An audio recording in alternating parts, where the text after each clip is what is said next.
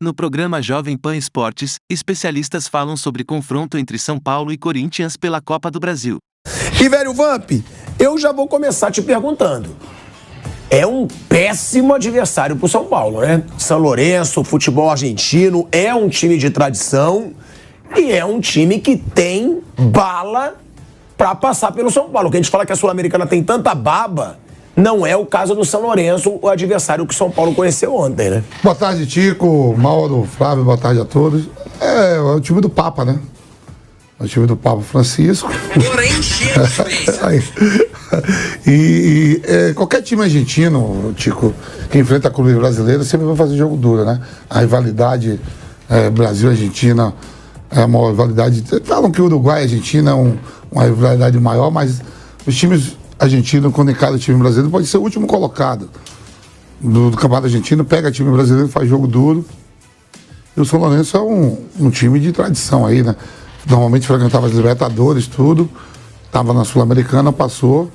É um adversário que o São Paulo vai ter que encarar, como teve, você viu ontem, por exemplo, o Botafogo empatou com o time da segunda divisão.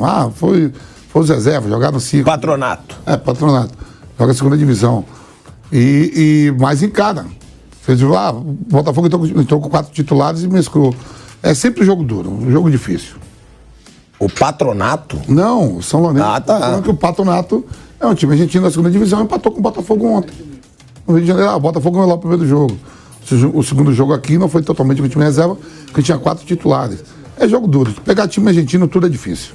Agora, Mauro César Pereira, o São Lourenço, né? Ele venceu o Independente Medellín por 2-0, avançou para pegar o São Paulo. E aí que tá, porque o São Paulo, daqui a pouco ele vai ter uma sequência que é o seguinte: Copa do Brasil na semana que vem, contra o Corinthians, clássico na Neoquímica Arena. Depois Sul-Americana contra o São Lourenço, na outra semana. Na outra semana, Sul-Americana de novo contra o São Lourenço e depois Copa do Brasil contra o São Paulo no jogo de volta. É complicado, né, pro Dorival, por exemplo, que não tem um elenco farto, porque a gente sabe, o São Paulo tem chance de título aonde? Sul-Americana e Copa do Brasil. Agora, e o brasileiro? Porque é o que a gente fala, ele vai ter que poupar. Dá pra gente imaginar, pelo que o Dorival fez no Flamengo, ele focou nas Copas, abdicou um pouco do Campeonato Brasileiro, eu mesmo critiquei aqui, e depois a gente falou, o cara conseguiu ganhar as 2 Copas, tem que ceder, tem que deixar claro que o cara tinha razão. Será que no São Paulo ele pode fazer a mesma coisa? Porque é uma sequência contra 2 adversários bem difíceis, né, Mauro? Uma semana Copa do Brasil, 2 Sul-Americana e a outra Copa do Brasil de novo.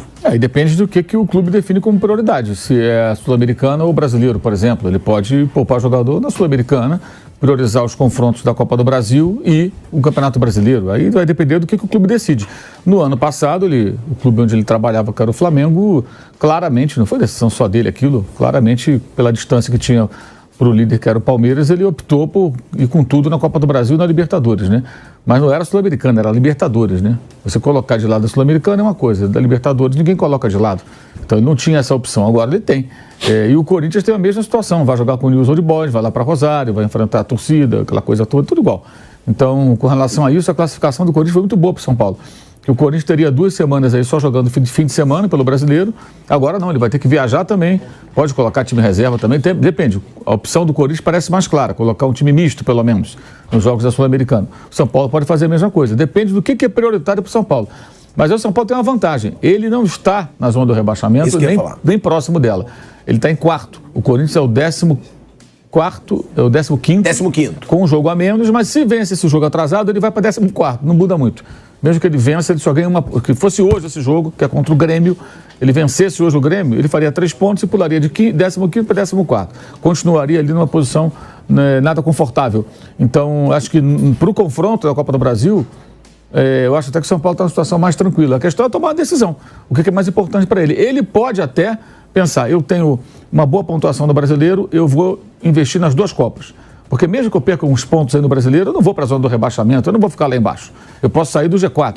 Eu vou ficar em 7º, 8º, 6º, não é de todo mal. E a última experiência do São Paulo com o time reserva, o misto, foi contra o Red Bull Bragantino, que vinha vencendo todos os seus jogos em Bragança, e o time empatou. O time não perdeu o jogo, não foi um resultado ruim nas circunstâncias. Então eu entendo que para o São Paulo o cenário é bem mais confortável do que para o Corinthians, que tem essa preocupação, né, de fugir das últimas posições do Campeonato Brasileiro. É isso, né, Flávio Prado? Porque, como disse o Mauro, eu ia até falar, né? Quando ele estava falando, o Corinthians está na mesma situação, só que o Corinthians tem essa situação de ter que sair de perto da zona do rebaixamento. O São Paulo não. E o São Paulo, ele tá num jejum de títulos há mais tempo que o Corinthians. A torcida tá mais incomodada do que a torcida do Corinthians. O São Paulo precisa de títulos de expressão. E o São Paulo tem totais chances de título, tanto na Sul-Americana quanto na Copa do Brasil. Será que essa pressão por títulos no São Paulo pode fazer com que o Dorival opte mais pelas Copas do que pelo Brasileiro? Claro, não como o Corinthians está fazendo na Sul-Americana de botar todo o time reserva, mas botar um time misto no Brasileirão e focar mais na Sul-Americana e na Copa do Brasil, porque o São Paulo tem dois adversários dificílimos. É o clássico contra o Corinthians e é o São Lourenço, assim como o Corinthians. Mas o Corinthians já deixou claro, Sul-Americana não é o que eu vou me importar. Se vier, é lucro. O Luxemburgo já deixou isso claro, porque também tem o News Old Boys pela frente. Mauro, antes de passar pro Flávio, qual que é mais difícil hoje? São Lourenço ou News Old Boys? O São Lourenço fez um campeonato argentino melhor, né? Ficou em terceiro, brigou ali, tentou brigar com o River pela liderança, o News ficou mais lá embaixo. Agora, assim, são dois estádios vão estar cheios, a torcida faz muita pressão, a torcida do News é uma torcida muito engajada, o estádio vai estar lotado. Os dois vão tratar essa competição como que é a mais importante, isso é ponto. Essa discussão não existe para eles. O que é mais importante agora? A Copa da Liga Argentina, que é um torneio que vai começar, que você tem a fase de classificação e depois tem mata-mata, né? O mais importante é o campeonato, que acabou. O River é o campeão. Então, eles vão priorizar certamente a Sul-Americana. Ninguém vai poupar ninguém, vão com tudo, até porque esse campeonato está só no começo, e aí até se classificar, passar para outra fase, muita coisa vai acontecer. Eu acho que os dois vão enfrentar dificuldades. No caso do Corinthians, ainda o jogo é um pouco mais longe em Rosário, né? Quer dizer, mas deve ir em voo fretado, aí não é problema também. Flávio. Boa tarde a todos. O argentino, ele gosta muito dessa história de Copas, né? Tanto que o rebaixamento lá é por média dos 3 campeonatos. Isso foi criado por causa do Independiente. O Independiente abdicava completamente do campeonato, ganhou 7 Libertadores, mas ele ficava lá embaixo. Aí os caras falaram, peraí, os caras estão ganhando tudo aí, estão naquela coisa, né, dando orgulho pro país, aquela coisa que eles têm, né? E vai ser rebaixado. Então eles criaram a média, 3 campeonatos, exatamente para facilitar essa opção por Copas. E nem é o campeonato que está começando agora, como disse o Mauro. É um adversário pesado, um adversário que já ganhou Libertadores. Aliás, um dos maiores ídolos do São Lourenço é o Silas, né, e o jogador de São Paulo. Acho que seria até legal convidar o Silas para ir nessa parada aí, para dar uma quebrada, sabe? Se ele entrar lá no campo do São Lourenço, vai diminuir a pressão. É verdade, Ele é tão ídolo assim, né? Muito. Os caras adoram ele lá. Ele fez... O último título que o São Lourenço ganhou foi com o Silas como comandante do time. Adoram ele lá. Então, acho que o São Paulo vai ter problemas. Jogar contra o Argentino é uma parada mesmo, é sempre complicado. São Paulo vive um bom momento. Mas você acha que o Dorival prioriza as Copas, na sua opinião? Eu acho que ele vai ter que fazer essa consulta com a direção. Eu penso que não é uma atitude a ser tomada só pelo técnico. O Luxemburgo, quando fez essa opção pelo brasileiro, que ele deixa a Sul-Americana em segundo plano, ele falou numa coletiva que ele iria conversar com a diretoria. Mas acho que é mais... Não, é claro que o São Paulo não vai ser campeão brasileiro. Eu acho que seria uma opção inteligente. Você priorizar o campeonato, a competição que você pode brigar, que é a Sul-Americana. E não vai ser mole, não vai ser mole. Dá para ganhar, o São Paulo está vivendo um bom momento, mas realmente não vai ser fácil, não. Então, se fosse eu, priorizaria a Copa, sim. Priorizaria. Eu faria isso. Agora, não sei o que a direção de São Paulo vai resolver e, repito, acho muito difícil que isso seja uma opção do treinador. Acho que ele vai conversar lá e tal, o que nós vamos fazer, o que não vamos, e creio que o pessoal lá tá maluco para ganhar um campeonato. Eles priorizaram o campeonato paulista, lembra? Transformaram em Champions League, pô. Imagina uma Copa Sul-Americana. Eu penso da mesma forma que você. Conquistar título. Só que também tem o lado delicado de ter a vaga na Libertadores do ano que vem, né? Porque se o São Paulo não conquista os títulos, que conquistar título é difícil, pô. Vai chegar agora contra o Corinthians, depois se passar pega Flamengo ou Grêmio, aí na Sul-Americana você já tem São Lourenço, você já tem Corinthians, tem News Old Boys, tem o Botafogo, você tem o Estudiantes, certo, também numa Sul-Americana, Argentinos Júniors. Ou seja, é mais difícil você conquistar um título do que você conquistar uma vaga na Libertadores hoje pelo Brasileirão. Então tem essa dúvida. Por isso que tem que ser uma decisão de diretoria, eu acho. Libertadores vem até você. Por mais que o clube não queira ir para Libertadores, abre vaga para 9, para 10. Mas o São Paulo já ficou fora da Libertadores ano passado e esse ano, pô. Então, assim. Entendeu? A torcida deve, pô, ir a Libertadores, mas é complicado. É por isso que eu digo. Eu priorizaria título. Mas o título é mais difícil de você conquistar do que uma vaga na Libertadores pelo brasileiro. Pelo brasileiro, eu vi agora no Campeonato Nacional, tem 16 campeões, nos 20, tem 16 que já foram campeão brasileiro, né? Só tem 4 ali que nunca foi, é o América, Goiás, Red Bull Bragantino e Goiás, América, Red Bull Bragantino. Cuiabá, não é? Cuiabá. 16 clubes que foram campeão brasileiro. Se você botar a média de vamos supor que um seja campeão uma vez por ano. Um clube vai ficar 16 anos sem ganhar. É verdade. 16 anos. Devia fazer essa matemática ali de cabeça. E Palmeiras e Flamengo ganhando pra caramba, aumenta, né? Então, vai aumentar mais ainda. Né? E eu acho que é pro jogo, viu? Porque eu também concordo com você. Primeiro título, porque o Campeonato Brasileiro leva, até a depender de que seja campeão da Sul-Americana, da própria Libertadores, abre vaga para 9. É muito clube para jogar Libertadores. Ô Mauro, o São Paulo, né? Desde a data FIFA, daquele período para treinamento, o São Paulo teve um aproveitamento assim bem avassalador, até pro time que tem, pro elenco que tem. Desde então, o aproveitamento do São Paulo chegou a 79%, com 6 vitórias, 1 empate e 1 derrota. Qual que você acha a principal virtude desse time do Dorival Júnior, desse São Paulo? Olha, eu acho que é um time que não se expõe tanto, ele não tem, assim, dado tanta chance ao adversário, né? Tá melhorando num aspecto também ofensivo, era um time que demorava muito a fazer os gols, custava. Aí nesse pacote de jogos que você está citando, tem a derrota para o Cruzeiro, que foi um jogo que o Cruzeiro não finalizou, o gol foi contra, né? Um gol acho até que irregular, mas enfim, valeu, o gol do Rafinha, né? Contra. E o Cruzeiro não finalizou nenhuma vez na direção do gol. O São Paulo perdeu várias oportunidades e acabou sendo derrotado. O gol foi no começo do jogo, o gol que deu a vitória ao Cruzeiro. Acho que nisso o São Paulo já tem melhorado, já tem aproveitado melhor as chances. Eu acho que é um time que, assim, até quando faz as trocas, quando vê alguns jogadores do banco, tem conseguido manter um certo nível. Não tem, assim, uma distância tão grande entre alguns titulares e reservas, né? Alguns são jogadores melhores, mas não há um abismo entre eles. Eu acho que o jogo coletivo está crescendo, está se aprimorando. Eu acho que o grande perigo de São Paulo é o oba-oba de sempre, né? Assim, nem dos jogadores ou do técnico, assim, é o que cerca, né? Especialmente na imprensa.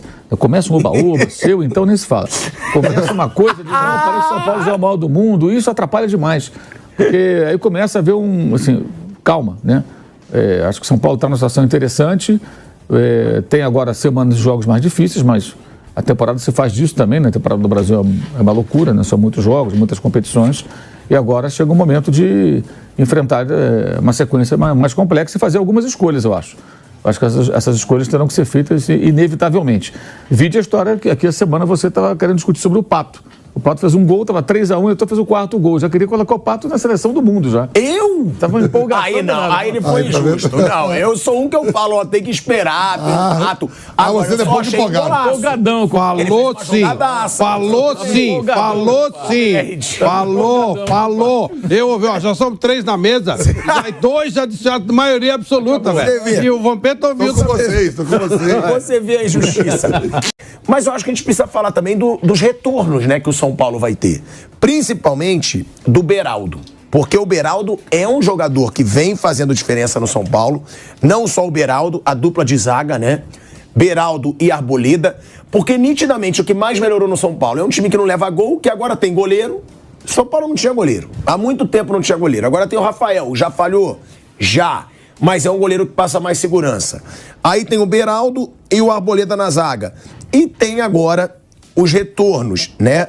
Pablo Maia, Natan e Beraldo, que foram ausências nos últimos jogos. Qual o peso desses retornos?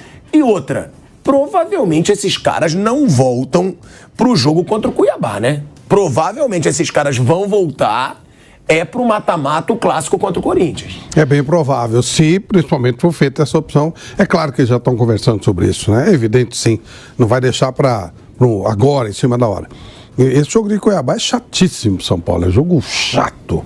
Mas aí já entra naquela opção de, vamos priorizar Corinthians, vamos priorizar o São Lourenço e tal. Ontem a gente falou sobre o Beraldo, né? Realmente é um momento de... Precisa ver, às vezes o pessoal da... Ele machucou no treino, né? Então, às vezes o pessoal da preparação física fala, ele precisa pegar ritmo de jogo, bota pra jogar. Pode ser também, né? Não é? Tem essa coisa, né? Então vamos ver, de qualquer forma é um jogador que eu gosto muito, acho que é um jogador importante, e aquilo que falei também, é um cara que o São Paulo precisa colocar no mercado, porque é um cara que pode fazer grana pro São Paulo.